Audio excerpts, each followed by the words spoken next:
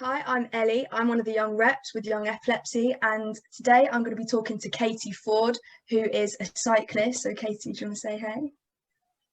Hi, yes, so I am specifically an ultra cyclist, which is very long distance riding, and I have held four world records in the sport, and yeah, I've been doing it for about 15 years now. Wow, that's amazing. So, could you start by telling us a little bit about your epilepsy journey, so like how you were diagnosed and anything that comes along with that? Yeah, so I actually developed epilepsy when I was four, and we didn't know that I had epilepsy until I was 9 years old, so 5 years later. Um, And essentially, what happened there was I had right temporal lobe epilepsy as a child.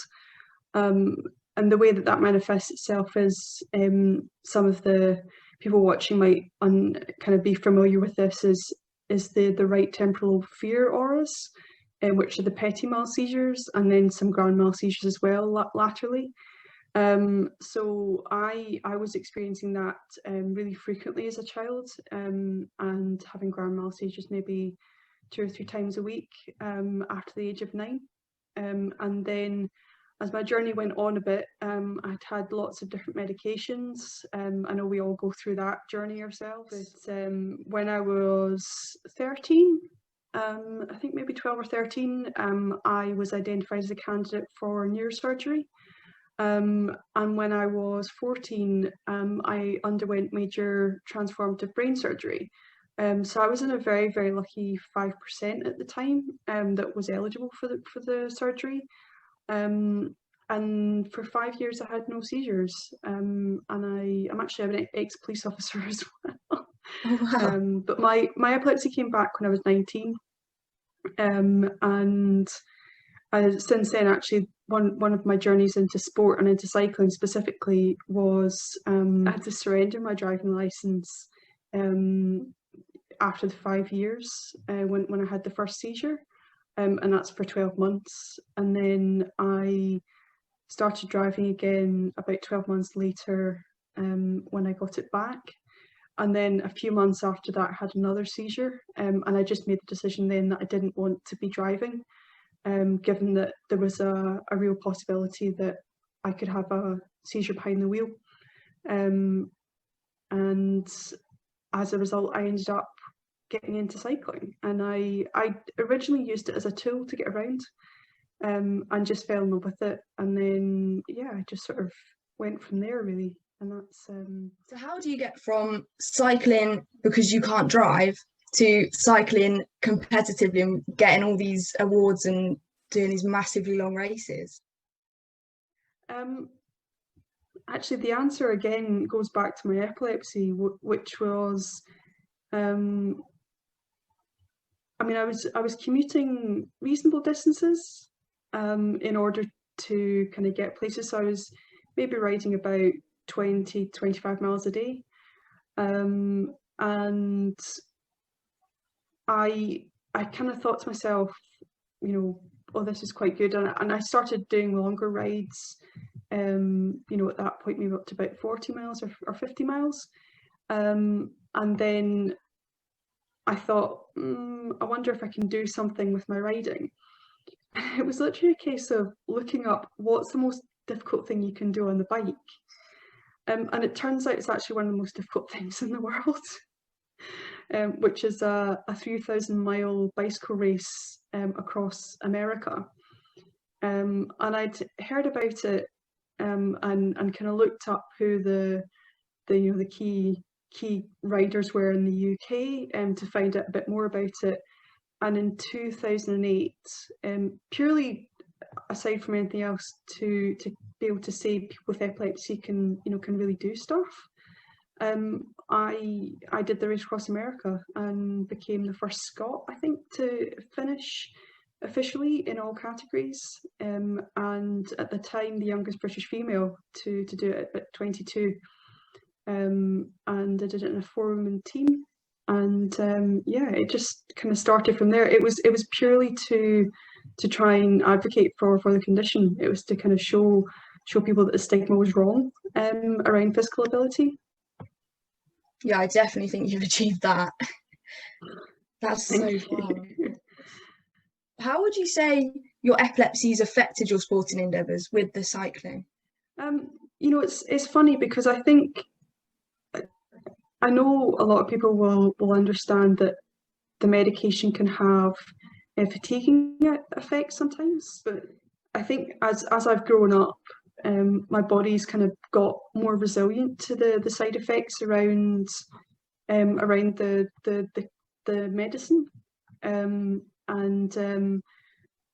for the fatigue that I suffer, the thing that I get back, which actually and this is something where my epilepsy just makes me a better ultra cyclist, is that my mentality is incredibly strong when it comes to riding. And there's a couple of things. There was one point actually in the Race Across America and in 2017 when I attempted the 12-hour indoor track world record, which was a solo ride as well, where I my one of the things that was at the forefront of my mind was other people with the condition that inspired me, and that really made me feel that if they can get through what they got through, that I could get through the really specific challenge that I was going through, that day or that hour, or in that particular moment on the bike. And the two that really stick out is in the Appalachians, on the east side of America. There was a point where one of my crew members actually shouted at me and shouted a bit of abuse out the window as I was going up a hill. And I'm not the best hill climber anyway, but it was at a point in the ride where we were about, I think, 6 or 7 days into the race, and we'd been going in shifts of 4 hours sleep, so I was only really getting 2 or 3 hours sleep at most in one go. You're starting to need better nutrition at that point as well. You're more fatigued during the ride, and I just remember it being a real low, but also thinking, I want to quit. And the thing that stopped me immediately from got me completely out of that mindset instantly, was thinking about a boy that I had spent time in hospital with, who was in a wheelchair with a seizure helmet, and thinking, Katie, you're on a bicycle with a bicycle helmet, and you're not in that situation, and you're lucky to be in this situation. And just remembering the bravery of a fellow patient as well, and trying to muster that and really harness that to keep riding, and we finished. I think the thing as well, with cycling, is that it might not always be the right thing for people to be riding outdoors themselves, but there's always ways that they can get around it, whether that's an indoor bike, or a setup where they're on a turbo trainer or something as well, so that maybe someone can watch them or their parents can ride with them. And that's always there's always ways to adapt. When you're talking about when you were younger and challenges and seeing other people who were younger having challenges, what is one piece of advice that you would give to them or to yourself when you were that age that you just wish you'd heard? I think I would say you're in an incredible community of people, and never be ashamed of having epilepsy, because if you can take away one thing from being part of the epilepsy community, is we were all part of an incredible community. So although I talk about my own achievements, they're equally everyone else's achievements within the epilepsy community. And I think that we're a really brave, courageous group of people. And I think that if young people were ever to feel like they didn't feel they could do something, just to say to them, you've got that strength inside of you. And I think they'll probably know that, But it's just remembering that you've got an inner strength that actually other people don't, and that really helps you overcome a lot of challenges. But it's something I'm very proud of.